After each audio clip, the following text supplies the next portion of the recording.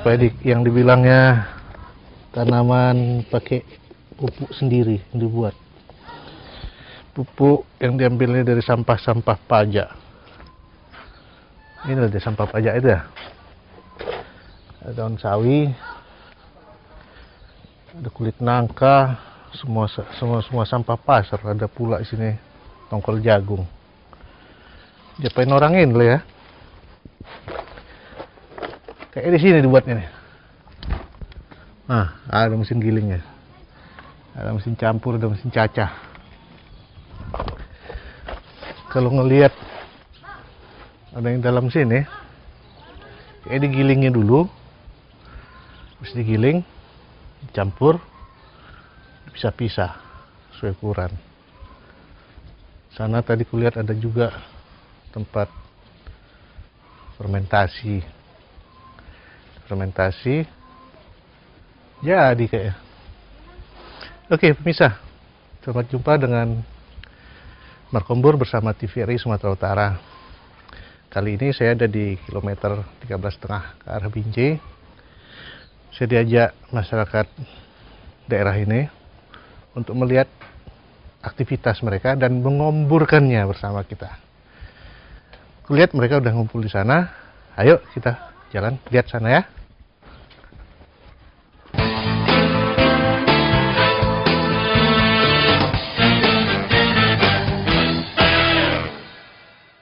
Yang menjelang sore gini ketemu lagi sama Pak Pur, ya, alhamdulillah. Mas Joko. Gimana bos? Alhamdulillah ada Pak Raup, Kak Dewi. Apa Nah ini nih kabar? mantan geng motor katanya. Ya, geng motor nih, tapi sekarang Ini udah jadi mantap petani nih. handal. Iya. Oke, kalau tadi aku udah keliling sedikit daerah sini. Daerah pinggiran kota lucu memang aku tengok ada apa, pabrik. Iya. Ya kan, masuk dalam sedikit ada perkampungan. Ini ada dua sistem kehidupan pinggiran kota. Ya kan? Nah, dibilang desa dia nggak desa, itu suburban betul. Deskot itu apa? Desa kota. Desa yang kota yang desa. Desa gitu ya. Tapi lihat kayak gitu di sini, kolam segala macam. Menarik nih. Apa yang kita bikin di sini, Pak? Ini potensi desa itu. Potensi desa Banyak betul. Potensi desa ini yang kadang kita karena sibuk di kota Iya. terlupakan. Ternyata ada. Tapi Kak Dewi nggak lupa kan? Kolam. Kak Dewi orang kota nggak lupa dia. Inilah dia. Nggak mana boleh lupa sama asal usul. Iya. Diperlukan Iya. orang-orang kota yang memahami desa, orang Iya. desa yang memahami Iya. kota. Itu yang benar. Yang harmonis kayak gitu ya Ini kayaknya. aku tengok sini kan, kalau berapa waktu lalu kita sempat ketemu kan, Iya. kita cerita tentang pengolahan sampah. Iya. Ini nih dia, sampah-sampah yang dikelola itu. Itu dia. Betul ya, itu sampah. dari sampah-sampah rumah. yang masih belum terolah. Artinya lagi. masih Kalau bisa banyak sampah, diberdayakan. bawalah ke sini. sini. Nih geng Mantan kita geng sudah siap motor. tuh, lihat tuh geng-geng ini sudah terampil untuk Apa mengelola. dasarnya Kak? Ini pula aku tengok. Nah. Kakak yang selama ini aku kenal hobi kali ngurusin sampah di Iya, kota kayak kan? banyak yang bilang juga si Dewi itu kayak kurang kerjaan gitu. Tapi sebetulnya enggak. Enggak lah, tapi Enggak ada masalah. Enjoy aja ya ketimbang ratu ngebor gitu. iya betul juga. Ini ngebor juga, tapi nanti hasil bornya masih diomorin, sampah iya. gitu. Jadi gini, kalau Kak Dewi kan melihat begini ya, kenapa yang sama seperti pemikirannya Pak Pur ya.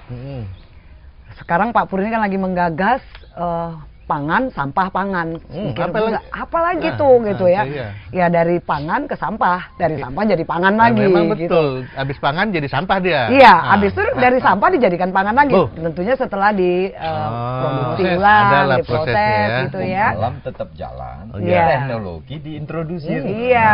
Ada ini orangnya. Iya, Ada, kan? itu dia. Sampah. Kan daerah-daerah suburban kayak gini, apalagi udah daerah industri. Iya. Itu kan kondisi tanahnya mungkin ya, aku nggak tahu nih Pak, kan? Mungkin kondisi tanahnya udah nggak bagus. Kalau dengan treatment seperti ini, menurut Pak Raup yang pakarnya Pak, Pakar, di situ, iya gitu. Jadi ilustrasinya begini, bahwa sampah itu kan bahan organik. Ya. Kita juga dalam kalau kita mau sehat kan kita harus makan. Yang kita makan itu kan bahan organik juga sebenarnya. Iya. Kita makan padi, kita makan beras, jagung dan lain sebagainya. Daging itu kan bahan organik.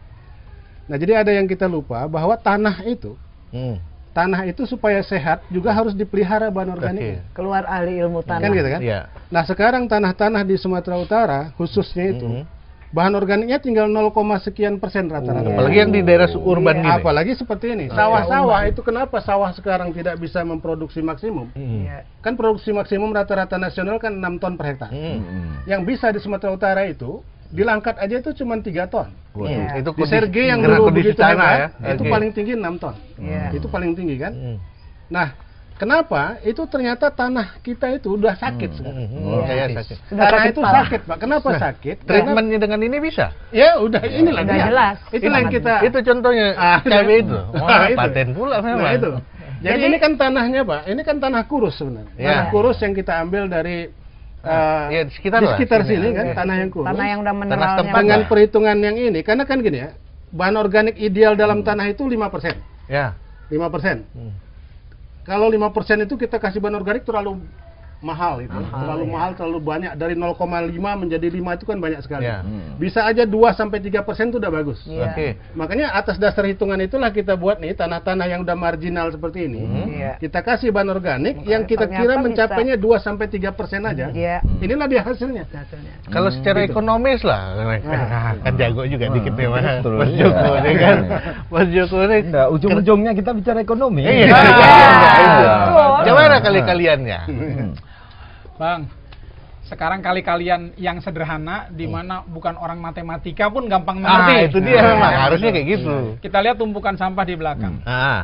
Kalau itu dilihat oleh mata birokrat, yang dia pikirkan aku Merusak. butuh dana traktor untuk sampah, truk sampah, sekian-sekian dihitungnya, lihat di APBN, lihat di Berapa APBD. triliun? Jadi anggaran keluar M, beban rakyat. beban itu Triliun buat tahunan rakyat. seluruh Indonesia. Kemudian Iya. kalau dipandang oleh tukang sampah, aduh ini sampah organik kayak gini, kalau dia sempat Busuk. nyonyot, busuk, bau. Sumber penyakit. Kalau dipandang oleh orang kota, gimana Menjijikan. caranya ini dibuang sejauh-jauhnya, dibungkus rapat-rapat di plastik biar baunya nggak keluar, baru dibuang, ternyata jadi masalah. Oke. Timbul TPA liar di mana-mana. Dipandang oleh ratu sampah, kayak gini, bawa ke rumahku, kita olah jadi kompos. Tuh kompos di dalam nanti bisa dilihat. Dari kompos itu keluarlah makanan hewan. Belatung. Itu kalau untuk makan lele, lelenya cepet gede. Nanti siang kita makan lele itu. Ini kan ada orang kampung sini yang emang terasa itu Pak.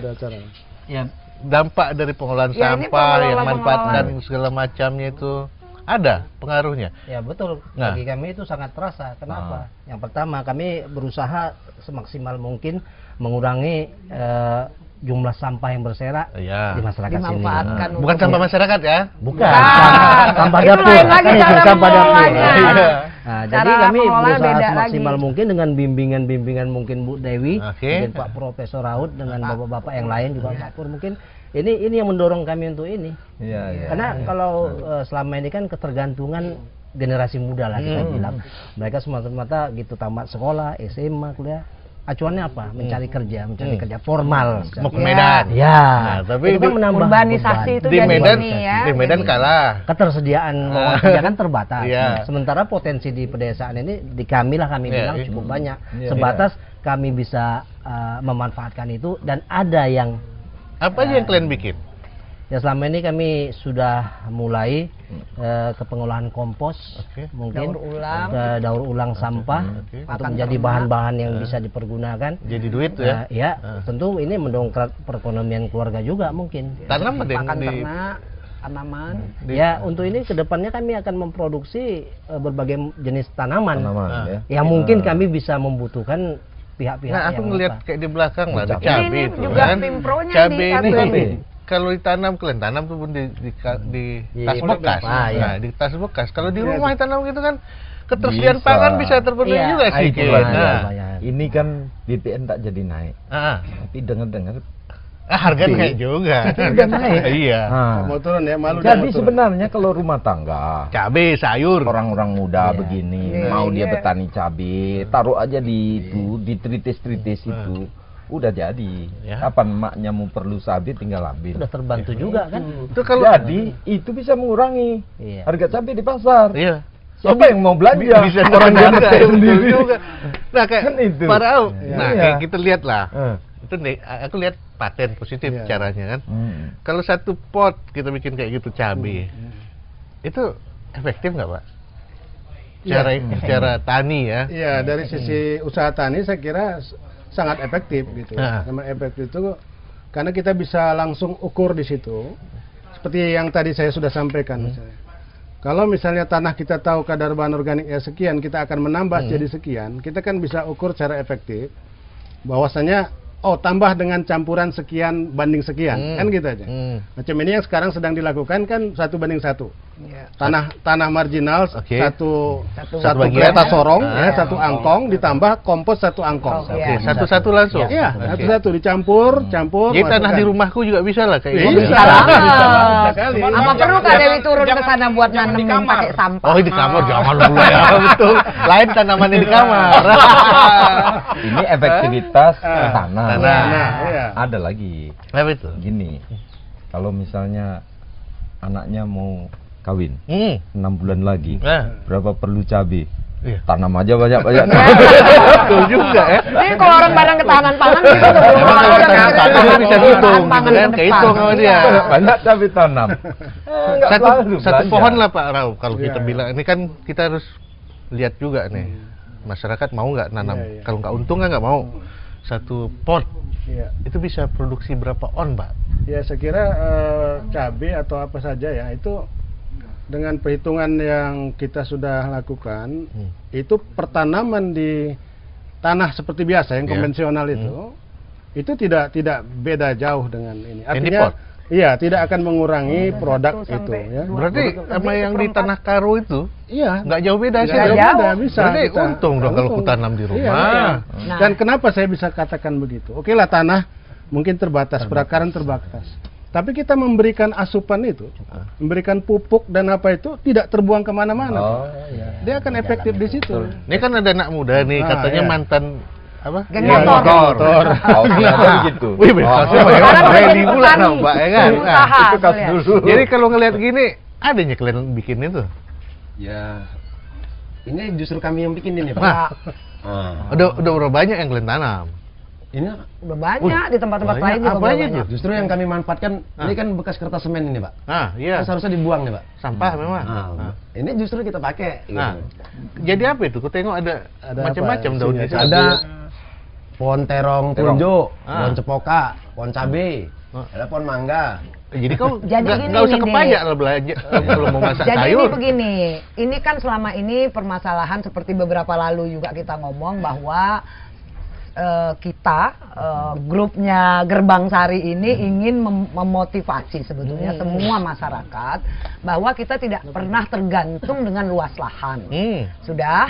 Lalu kita diskusikan, rembukan permasalahan di perkotaan orang tidak mau bertani atau menanam gitu karena adalah yang terkait dengan ngobrol-ngobrol kemarin ya karena lahan dan lain sebagainya. Lalu coba kita bikin uji coba dulu. Uji coba bagaimana nggak punya lahan tapi kita bisa menciptakan lahan pertanian. Seperti kan sekarang metodenya juga banyak ya seperti apa. Kemarin kita di samping itu sampah kita juga bisa masuk ke dalamnya. Karena begini, kalau kita hitung sampah seluruh Indonesia, Medan saja satu orang, satu rumah, satu kakak itu kan bisa 7 liter sehari. 1,5 liter, sehari. Jadi artinya sampah kota Medan yang diangkut ke TPA itu bisa mencapai kira-kira 1.700 ton. 3 ton lebih 1.700 katakanlah 1.700 ton per hari. Ya. Nah, kalau jadi kompos berapa maksud Kak Dewi begini. Penanganan yang itu ke itu sejak Republik ini merdeka, tumpuk, angkut, buang, itu kan merugikan banyak, rugi secara ekologi, rugi secara ekonomi. Tetapi kalau begitu kita melihat dari sisi kultur budaya, bahwa orang Indonesia ini kan sampah organiknya jauh lebih banyak. ketimbang yang anorganik. Tapi Kak Dewi, aku tanya loh dulu kayak orang Ya. emang maunya kalian ngolah sampah tuh? Nah, sampah lah, orang di mana-mana juga orang takut. Ya itulah salah satunya ini, bagaimana bisa dikelola sehingga bisa mengurangi itu, menekan sampai ke TPA itu. Sekarang kita kan mesti memahami sampah yang mana. Ah Ya. ya, kita bilang lah kayak Itu dia. sampah Kak Dewi tadi Ya. bilang. Multi Dari sampah, dari multi rumah-rumah secara itu kan keseluruhan. ada sampah-sampah yang organik, Organik. misalnya Ya, dari sampah basah. sayur-sayur, Ya. basah. Organik, ini sampah juga. Tapi ini non kan nggak bisa organik. dipakai Nah. kompos. Justru kita Itu memahami justru dulu dibuat itu, sampahnya ini Oke. gimana. Untuk Nah, yang kerajinan. kalian kerjain apa sekarang? Ya sekarang kami memanfaatkan berbagai macam sampah. Oh iya. Jadi harus kami Yang pilah organik dulu. kalian apain? Yang organik ini kami Buat jadi olah untuk jadi kompos. Kalian jual nggak? Ya ke depannya kami Oh, harus sekarang belum. orientasinya Sekarang ke- dijual tuh. Ini satu goni Orientasinya. Ah, ada 100.000 kemarin. 100.000. Ya. Satu goni berapa kilo itu? Goninya ukuran Goni 30 kilo. Goni 30 kilo. Berapa? 100.000. Ya, kalau tadi berapa ton? Ah, hitunglah 1000 itu. sekian 1000 ton. Ya, itu Itu dia. jadi komposnya kalau menurut Ya. Pak Raub lah. Ya. Efektifnya sampah perkotaan jadi Ya. kompos. Itu berapa persennya itu, Pak? Kalau kita lihat komposisi sampah itu kan 60%-nya kan sampah basah itu. Iya, Organik. organik. Oke, Sampah organik. Bisa diolah. Karena diolah. budayanya Itu semua bukan sampah di basah. Indonesia, Memang iya. memang tidak semua sampah organik itu bisa untuk kompos ya. Kita harus pilih dulu. Misalnya ada beberapa sampah organik, misalnya apa namanya? Kalau dari kotoran, misalnya kotoran anjing, kotoran kucing, gitu ya. Kemudian kalau dari sisi bahan-bahan, misalnya apa namanya? Kulit buah. Itu bisa. Tapi kalau ada bahan yang misalnya apa itu? Yang kutuk apa anak-anak itu apa namanya?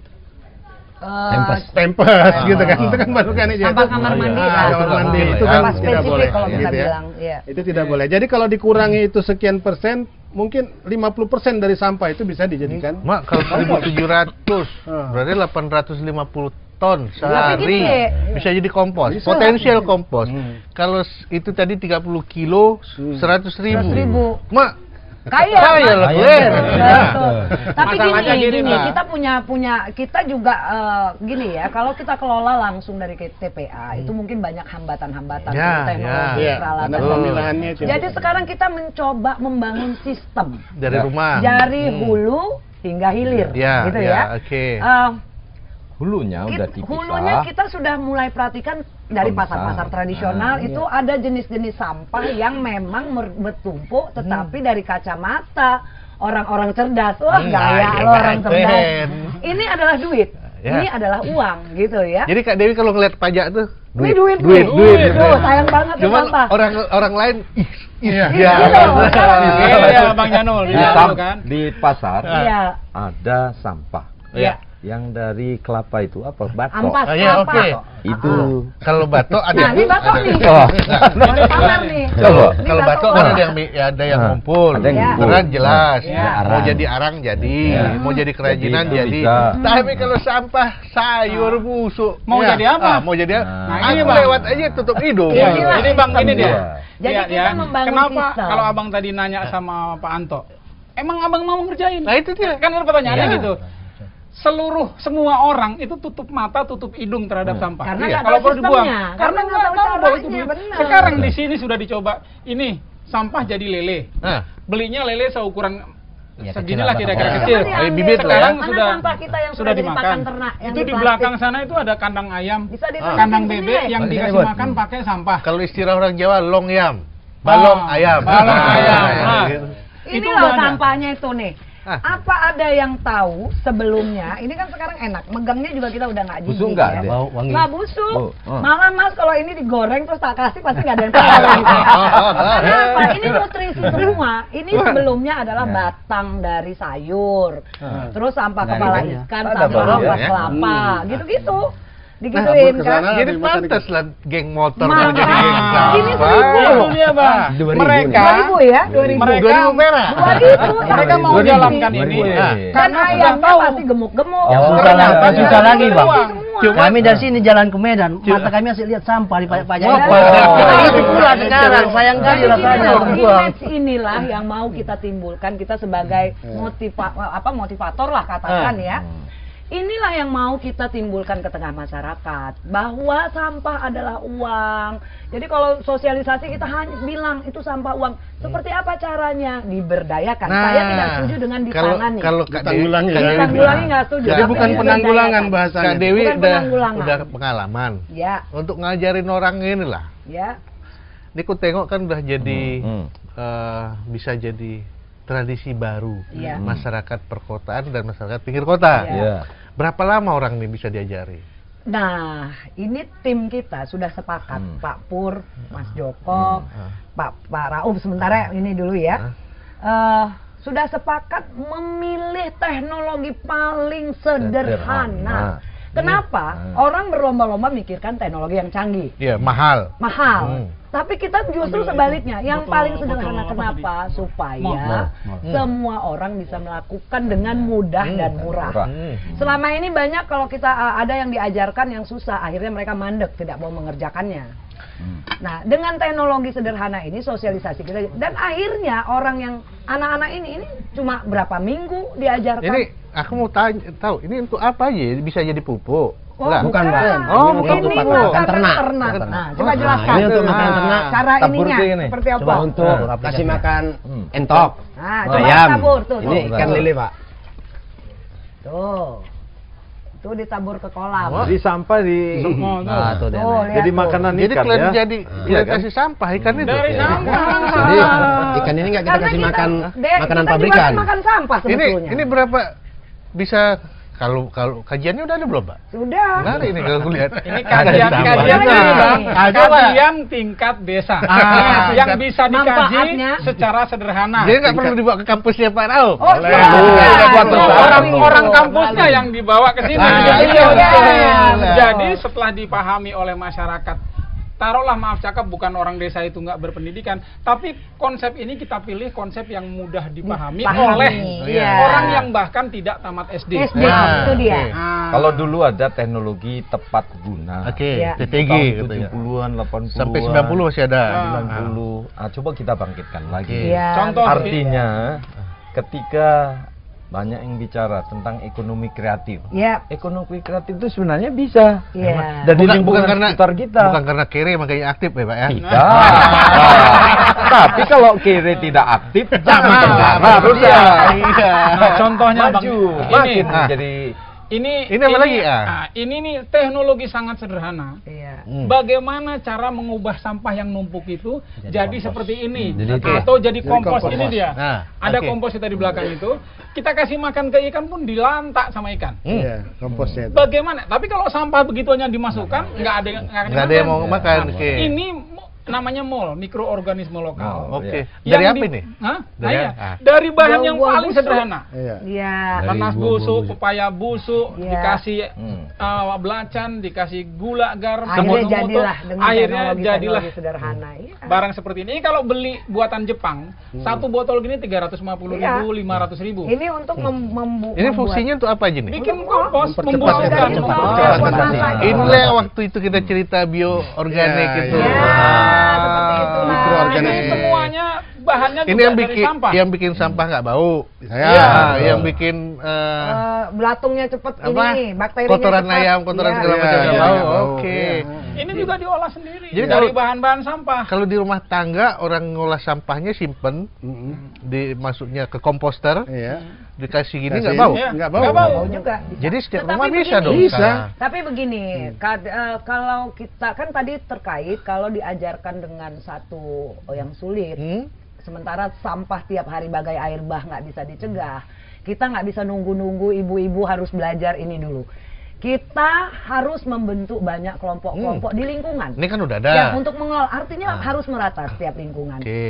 Nanti ujungnya adalah bagaimana tim ini contoh ini sudah bisa berkolaborasi dengan lurah, dengan camat. Karena apa? Sepengetahuan Kak Dewi, banyak juga aparat pemerintah setingkat camat dan lurah itu pengen daerahnya itu tuntas dari sampah, tetapi tidak tahu teknologinya dan nggak ngerusak lingkungan ya. Mereka bikin rumah kompos, tapi apa yang mau dilakukan, cara ngumpulinnya seperti apa? Inilah yang kita sosialisasikan. Ini loh caranya, ini caranya seperti ini sih.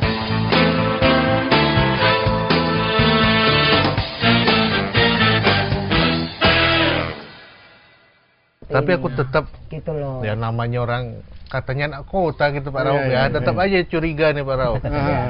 Dampak di rumahku kalau aku bikin gitu, dampak ekologisnya tinggi nggak Pak? Ya itu tadi sebenarnya kan begini.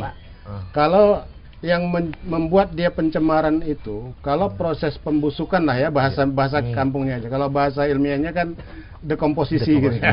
Kalau bahasa sini proses pembusukan itu, kalau pembusukan itu tidak maksimum, tidak optimal, itu yang menyebabkan timbul bau, polusi. Polusi. Kenapa tidak maksimum? Karena yang mendekomposisinya, dekomposernya kurang, Pak. Oh gitu. Dekomposernya kurang, makanya kita memberi bantuan. Jadi ini kayak ini makhluk hidup di dalamnya. Bakteri semua. Jadi kalau kita bilang nih kayaknya Mesin. Iya, mesin turbonya lah ya. Turbo. Iya betul. Dalam sistem sampah kan sudah ada mikroorganisme. Cuman ya dia hidup dan seadanya. Kalau di motor kan masuk lagi motor yang ada mempercepat itu. Jadi kalau terjadi proses pembusukan sempurna, itu oksidasi sempurna, dia kan tidak menimbulkan zat perantara tadi, Pak. Cemaran itu kan yang menyebabkan kan zat perantara. Jadi kalau nitrogen misalnya dalam bahan ini kan ada protein. Protein itu kan terutama nitrogen. Kandungan nitrogennya. Kalau nitrogennya itu langsung dia begitu terdekomposisi menjadi N2, jadi amonia. Enggak bau. Tapi kalau jadi amonia itu yang bau. Itulah hasil sementara. Tapi kan di situ kalau ada belerangnya misalnya di dalam ini. Gitu kan? Kalau kayak gitu kan bau-bau yang tak enak itu. Betul. Kalau dia langsung jadi S2, itu nggak bau. Tapi kalau yang H2S, jadi H2S itulah yang bau. Duduk-duduk gini pun tiba-tiba bisa bau, Pak. Iya, karena H2S itu. Takut kita siapa duduk gitu ya. Contohnya ini kan kita udah tidak ada rasa. Iya, ini. Gimana gitu. Nah, aku kenapa aku tanya Pak Rauf? Karena kan Kak Dewi bilang katanya mau nularkan ini sama masyarakat lain. Iya, negara-negara kan harus jelas kan. Nah, terus kalau jelas, oke, tidak ada masalah lingkungan. Keuntungannya tadi aku belum lihat. Abang ini tadi bilang 30 kilo 100.000. Berapa lama bikinnya? Kalau untuk kompos kita nggak lama. 1 minggu udah bisa, Pak. 1 minggu? 1 minggu udah bisa kita konsumsi. Kita udah bisa bongkar. Itu dari berapa rumah lah bisa dapat untuk kita kan yang dari pasar. Kita kan sekarang kan di sini kan macam di pajak Kampung Lalang gitu kan. Itu kan sampah numpuk, Pak. Iya, enak juga kalian rebut Pak sampah dari Medan ke sini. Jadi ketimbang pedagang itu bayar dia sama PU, kita kasih pedagang itu gratis kita yang kutip. Nggak marah orang dinas kebersihan tuh. Ya, justru malah senang lah, Pak. Harusnya senang. Pegawainya. Harusnya kan iya, gitu. Betul juga. Di sini pun ada pasar, ada gitu. Itu kita kutip juga pekan. Itu sehari dari pasar itu dapat untuk berapa karung? Itu nanti dilihat di dalam situ. Banyak, Pak. Tengok juga kadang-kadang mau sampai 1 bak itu penuh. Sekali giling. Jadi seminggu kalian bisa lah dapat 1 juta nih. Mudah-mudahan lah. Kalau diuangkan, jadi sudah ada kilang ini ya.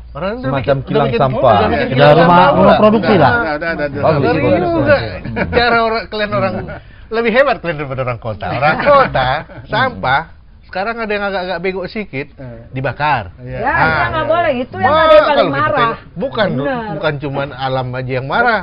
Aku pun marah. Sesak napasku. Ya kan? Tetapi Adinda, semua itu tidak bisa dicegah kalau mereka tidak dikasih solusi. Begitu kita bilang, hai ibu-ibu, hai semuanya warga Kota Medan, para pelaku pembuat sampah, pilahkan sampah sejak dari sumber sampah. Kalau nggak mau dikelola, kita siap ngelola. Kalau terlalu jauh, buka kelompok kerja Anda. Kita ajarkan cara mengelola itu loh. Dan Kak Dewi tidak mau asal-asalan juga. Ya, di kepala Dewi ini nggak mungkin bisa bikin ini, bisa bikin. Ada banyak pakar, ada profesor, ada ahli, ada pemerintahan, ada geng motor. Ada aku juga. Ada. Ini jadi apa lagi? So what gitu loh. Kita harus komburkan ini di mana-mana kan gitu. Itu dia. Salah satu ada TVRI. Jadi kalau kuliah lah kayak gini kan, ternyata ada lokal bisnis yang bisa terbangun, kekuatan pangan lokal juga bisa terbangun. Ini kan lah kerja Pak Pur. Betul. Itulah yang tadi di depan saya katakan. Sampah pangan sampah. Pengembangan perekonomian domestik itu kunci jawaban untuk pensejahteraan masyarakat. Iya. Makanya yang dulu geng motor sudah ada aktivitas positif. Iya. Itu. Betul. Kenapa geng motor? Dulu tak adanya kerjaan-kerjaan ku apa ya begini aja. Habisin duit. Bakar-bakar minyak gitu. Betul juga. Sekarang sudah ada kerjaan. Sekarang kilang sampah. Sekarang BBM mau itu naik dia. bingung kan? Nah, bingung dia udah tenang. Sekarang tenang deh, betul Tenang juga. Nah, berapa Soalnya tadi penghasilan? Kilang sampah itu bahan bakunya gratis. Gratis. Nah, didukung sama pemerintah. Namanya merampok, daripada merampok bank mending merampok sampah. Merampok sampah orang ini bang nyumbang semua. Jadi rupanya di kilometer 13,5 ini ada sekarang kelompok geng perampok ya. Perampok sampah. Kacau. Nah, jadi bang, kalau sudah sekarang seperti ini, kan kelihatan. Ada yang jadi ubi, ada yang jadi kacang, Sampah ada yang pangan Kurasa sampah. perampok ini ditunggu orang di Medan nih. Bukan dia. Tapi ke saya nggak mau. Perampok sampah. Ketakutan orang nunggunya. Jangan dong dibilang perampok sampah ya. Pahlawan lingkungan. Nah, Cocok. itu dong ya. Jadi kalau kulihat sih Kak ya. Domestik apa tadi? Bisnis domestik. Perekonomian Perekonomian. domestik. Kunci mensejahterakan masyarakat. Iya. Kalau udah kayak gitu, Pak Raup juga nggak susah-susah lagi mikirin orang ini harus sekolah segala macam tinggi-tinggi. Tapi sekolah tinggi tetap Pak ya. Tetap. Tapi untuk kayak gini lah tanah ini, ya kan? Nggak perlu lagi orang itu harus ke kampus bertanya kan Pak. Biasanya justru mahasiswanya yang Karena kemari malah kan Bapak nanya. bilang Iya. tanah kayak gini hanya tinggal 0,5 Iya. Iya. kemampuan bahan organik. bahan organiknya. Dengan munculnya lah geng seperti ini, Iya. geng sampah kita bilang. Dia bisa ngelola ini tanpa harus sekolah tinggi kan Pak? Iya. Untuk ngolah lahan kayak gini, kira-kira berapa lama dia Pak butuh berubah gitu lahannya Pak? Ya kuncinya itu tadi, kalau kan hitung-hitungannya begini Pak. Kalau lahan itu katakanlah 1% aja. Ya. 1% aja bahan organiknya. Untuk menambah menjadi 3% kan perlu 2%. Nah itu tanah ini kan per hektarnya itu, tanah olah itu per hektarnya itu kan 2 juta ton. 2 juta ton. 2.000 ton. Oke. 2.000 ton berarti 2 juta kilo kan? Jadi kalau kita mau nambah 2% aja udah berapa kilo itu? Berarti 2% dari 2 juta. Dari 2 juta kilo. Hah? 40.000. 40.000 atau 400.000? Ya. ya 400.000 Nah, kita kali-kali kan? Nah, Nah, artinya kan dengan menambah sekian banyak, 40 ton ya. 40 ton bahan organik itu kan berat. kan berat. Betul. Berat itu. Tapi Sedangkan, dengan sampah kota, iya, sampah makanya pasar bisa Iya.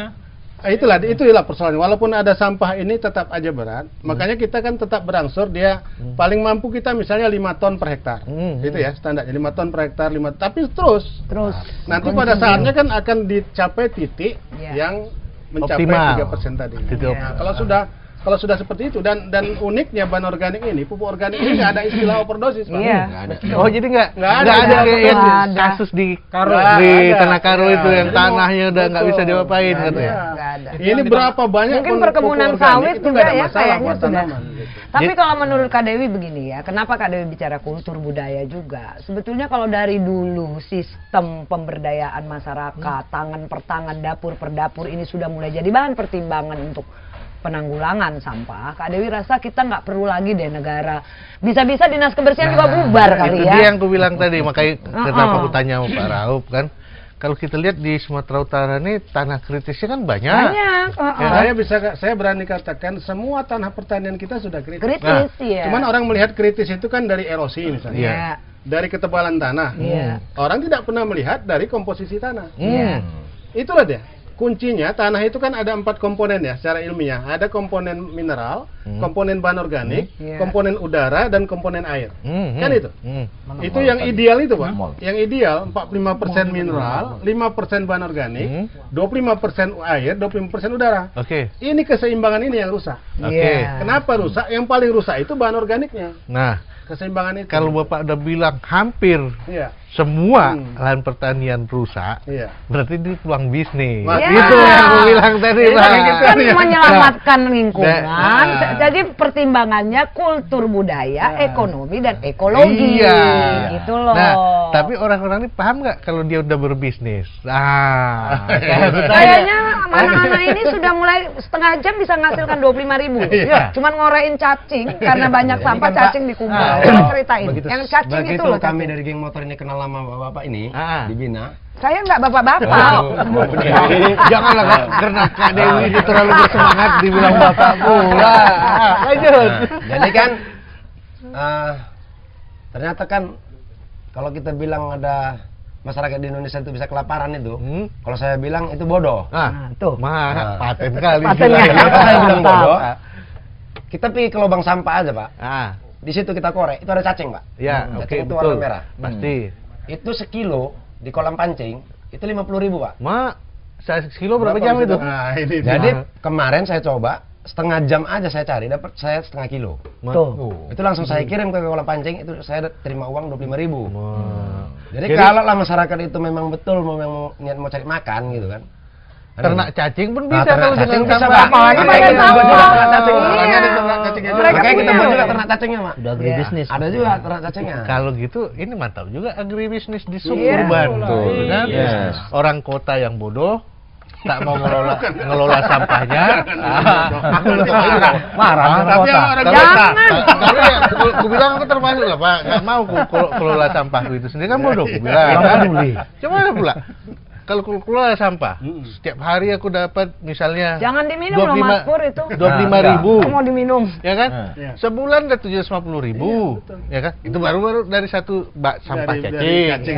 Itu baru setengah jam. Setengah jam nyari. Setengah jam itu, Pak. Komposnya? Kalau dihitung-hitung, UMR pun Itu makanya orang nih, itu ini baru kan dari cacing. Itu baru dari cacing. Belum dari mall. Ini kan mereka dulu pekerja-pekerja formal juga ini. Kerja pabrik kan. Mana lebih itu? Itu Jadi saya ngalami kerja pabrik itu udah 20 kali pindah pabrik, Pak. Bahkan Satpam Telkom pun saya udah pernah. Satpam Telkom pun saya udah pernah. Jadi ternyata begitu jalani usaha ini, sekarang mau ditawari kerja pabrik, saya nggak akan pernah mau lagi. Kenapa? Di pabrik kita pasti diperintah. Iya. Satu kan gitu kan. Dan itu pasti. penghasilannya Ini udah dilakukan dengan pemerintah kan gitu. Kalau ini kita nggak diperintah, kita kerja sendiri. Penghasilannya nggak bisa diukur, Pak. Betul. Makin rajin makin banyak. Makin rajin makin banyak. Hitungannya jam sekarang. Ini baru entrepreneur. Artinya gini ya, kalau misalnya dia miara, kayak katakanlah miara belut, paling kerjanya sehari, terus biarkan aja belut itu bekerja sendiri sampai dia besar. 3 bulan. Jadi belut yang nyarikan duit. Nyarikan duit, gitu loh. Dia nanam ini hari, tumbuhnya kan sendiri, nggak mesti. Ya, artinya kan kalau pekerjaan yang terkait dengan alam inilah katakan ya, Kak Dewi merasa orang cerdas yang mau mengerjakan. Jadi orang ngomong-ngomong bodoh yang tentang belut, nah di sawah-sawah ini kaitannya sama kualitas tanah, Iya kan? Ketika tanah itu sudah kualitasnya turun, banyak bahan kimiawi karena pupuk kimia, overdosis. Jadi sebenarnya mall yang ini, yang dibuat ini bisa digunakan untuk menetralisir itu lagi. Menetralisir itu, meremajakan, mengembalikan, bantu atau dimanfaatkan untuk pengelolaan padi organik. Gitu. Kalau padi organik berkembang, maka belut-belut itu berdatangan lagi. Ya, selain diternak, kalau orang mau sawah mau dapat belut memang dulu bisa. waktu kecil aku suka kali tuh. Kan gitu. Cari lobang kan. Cari lobang. Itulah nyari apa orang nyari rezeki, nyari lobang dalam air. tempel ban. Tempel ban. Nyari lubang dalam air ya kan, baru ketahuan. Kalau ini nyari lubang belut lah. Gitu. Kalau di tanah belut, di atas ada kunang-kunang. Ngerti nggak? Oh iya itu udah jarang itu Pak. Udah jarang. Aku kayaknya jadi indikator rusaknya lingkungan karena apa? Makin tidak adanya kunang-kunang. Jadi kunang-kunang itu dia itu mempunyai simbiose mutualistis dengan padi lu. Itu memancarkan cahaya. Iya. Ternyata itu dipelajari itu ada fluorescens yang dia memicu birahinya padi. Makanya padi berbunga dengan baik. Tapi memang betul jadi, pula Bapak bilang itu ya. Kita harus kembalikan. Kalau dulu membangun kita masuk padi, dalam sini, iya. Dalam situ ke arah-arah ke agak gunung sedikit, Pasar Lapan.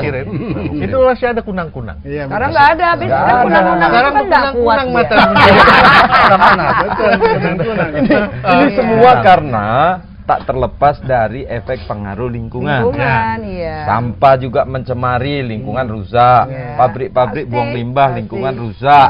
Sawah yang dulu bagus ditambah pupuk kimia, buangan kimia dari pabrik. Sampai rusak. lautnya babak belur tuh Kunang-kunang sekarang hanya hilang. gara-gara Jadi limbah jangan heran industri. kalau sekarang mata yang berkunang-kunang. Nah, enggak, aku jadi kenapa Pur pegang ini. Ini, Nah, mall yang ini. mall Jangan ini. diminum loh itu. Jangan diminum. Ini boleh Ternyata. untuk pupuk. Iya, pupuk. Kalau tadi Pak Raup cuma bilang untuk mempercepat kompos, ternyata Pak Pur bilang lagi bisa mengembalikan tanah yang OD loh Pak, OD dia overdosis gitu. Bukan orangnya yang OD, tanah udah OD gitu. Jadi kan. Pak Rijanul, kalau ada waktu kita nanti datang di salah satu wilayah areal padi persawah yang dia sudah menggunakan mall ini. Oke. Nah, Kalau kita tengok nanti fungsi mall lah, kita balik lagi fungsi mall karena angkanya kan udah jelas. Mall ini berapa Bapak jual? Mall ini kalau yang ya rata-rata produk kita bikin sendiri, satu botol gini 30.000. 30.000. Rata-rata. Tapi kalau kita beli yang bermerek, ini satu botol gini bisa 350.000 sampai 500.000 tergantung pabrikannya. Oke. Itu yang branded gitu. Yang branded. Nah, kita kan yang KW tapi kelas branded gitu. KW kelas branded. Untuk bikin segini berapa banyak, Pak? Sampahnya. Ini tuh ahli. Ini iya. Ini bukan ada beberapa model memang yang dikerjakan Sianto. yang pakai ragi. Yang bahannya nih, ini ada beberapa bahan yang kita buat tuh untuk 1,5 liter. Ini segini lah. 1,5 liter. Jadi kita 5 butir ragi, ragi tape, ya. Itu 1 sendok makan ragi tempe, ditambah 1/4 gula putih. Kalau tidak ada gula putih kita bisa molasses, tapi molasses itu tetes bukan 10.000 kali ya. Dekat sini ada, ada pabrik gula ada. Jadi modalnya berapa Bang? Kira-kira 10.000 lah semua gitu. Enggak nyampe. Enggak nyampe ya. Sampahnya berapa banyak? Enggak ada Enggak sampah. pakai sampah, itu untuk mallnya. Cuma dia Ini nggak untuk boleh. Ini dari menyiram situ sampah. aja ya.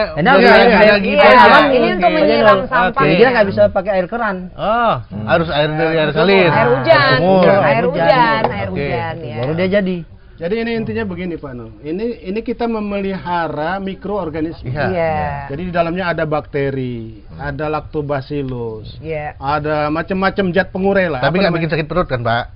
Bisa juga. Kalau diminum coba. Ayo tes dulu. Nah, makanya ada ini pengurai. minum nanti.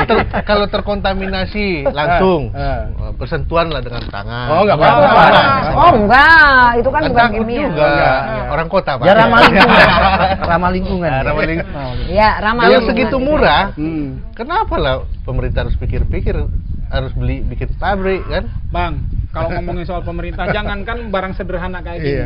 Barang yang hebat, hasil penemuan ahli-ahli kita, seperti menemukan bibit unggul padi tahan wereng, tahan panas, tahan ini, tahan itu, nggak tahan harga dia. Nggak tahan harga. Dan nggak tahan korup. Nggak tahan korup. Itu aja nggak dipakai.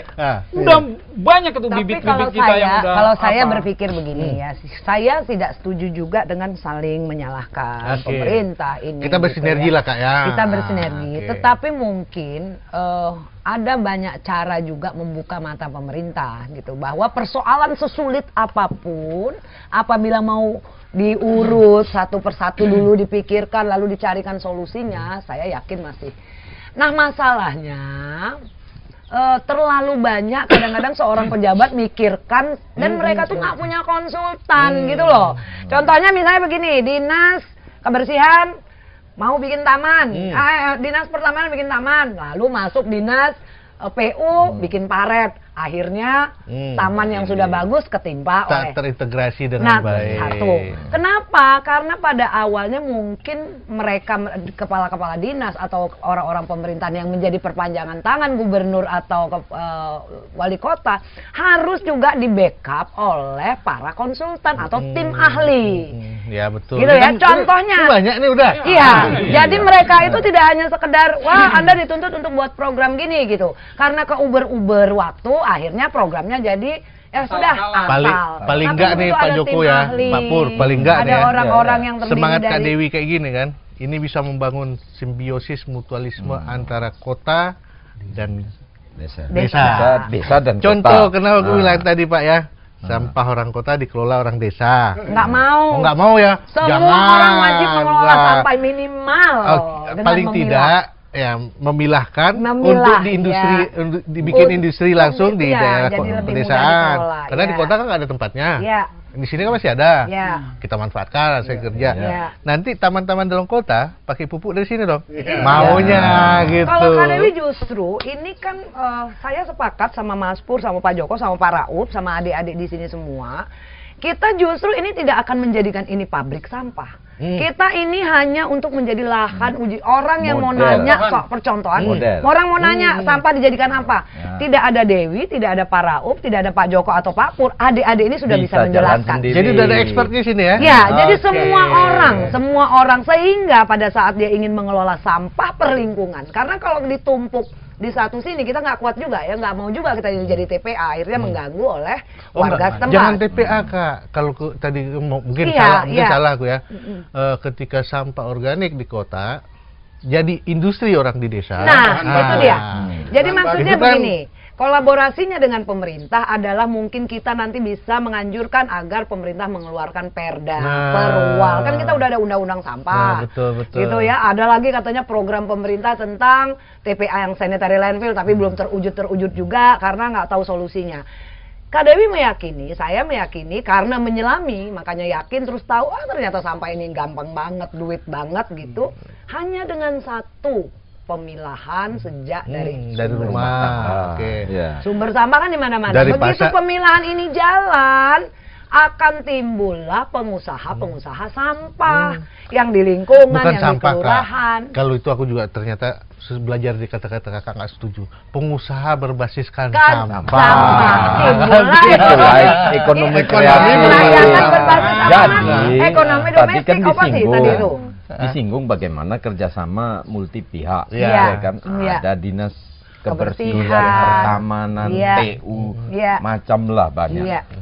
Tapi yang penting di sini kata kuncinya ya kan, ketika adik-adik kita ini yang bergeng motor dulu diintrodusir dengan pemahaman ini melalui kita semua ini Gerbang Sari, ya kan? Ada kata hal yang harus diperhatikan untuk menduplikasi ini. Sinergi, integrasi, ya kan? Koordinasi multi pihak, ya kan? Pandangan jauh ke depan, ya kan? Toleransi tunggu dulu. Kali itu karena aku punya juga dong, katanya betul itu juga. Harus karena begini. Tapi ini kalau tidak ada saling pandangan yang sama sinergial ini, maka yang satu tidak membuang sampah di satu tempat, ya kan?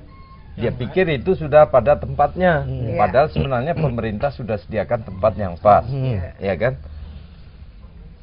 Ini tidak bisa ditoleransi oleh warga masyarakat lain. Pasti. Yang harus dipenuhi adalah sistem yang diciptakan pemisahan sampah, pemilahan sampah sejak dari rumah tangga.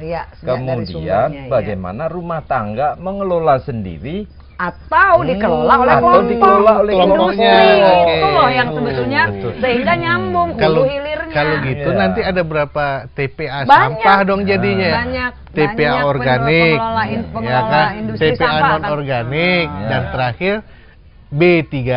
Jadi gini, kesimpulannya gini loh, Dek.